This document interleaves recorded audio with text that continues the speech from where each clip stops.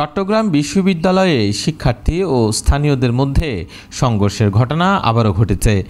শনিবার রাতের ঘটনার প্রভাবে রবিবার বিশ্ববিদ্যালয়ের সব পরীক্ষা স্থগিত ঘোষণা করা হয়েছে।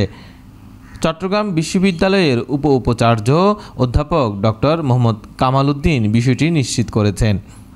গতকালের রাতের ঘটনার প্রতিবাদে সকাল থেকে ক্যাম্পাসে শিক্ষার্থীরা আন্দোলন করছে। বেলা 12টার দিকে 2 নম্বর গেট এলাকায় আন্দোলনের জেরে ফের সংঘর্ষ শুরু হয়। এরপর ঘটনাস্থলে উপাচার্য প্রক্টরসহ অনেক শিক্ষার্থী আহত হন। পরিস্থিতি নিয়ন্ত্রণে বিশ্ববিদ্যালয়ের নিরাপত্তা কর্মীরা ফাঁকা গুলি ছোড়েন। উল্লেখ্য, গতকাল শনিবার রাত 11:30টার দিকে দর্শন বিভাগের এক শিক্ষার্থী তার ভাড়া বাড়িতে প্রবেশ করতে গিয়ে দারোয়ানের সঙ্গে তর্ক বিতর্কে জড়িয়ে পড়েন। দারোয়ান তাকে শারীরিকভাবে আঘাত করলে শিক্ষার্থী ফোনে এক পুরুষ বন্ধুকে বিষয়টি জানান। খবর ছড়িয়ে পড়ায় কিছু শিক্ষার্থী ঘটনাস্থলে এসে দারোয়ানকে জিজ্ঞাসাবাদ করতে গেলে উত্তেজনা ছড়িয়ে পড়ে। স্থানীয়রা মসজিদের মাইক ব্যবহার করে শিক্ষার্থীদের উপর হামলার আহ্বান জানালে পরিস্থিতি সংঘর্ষের রূপ নেয়।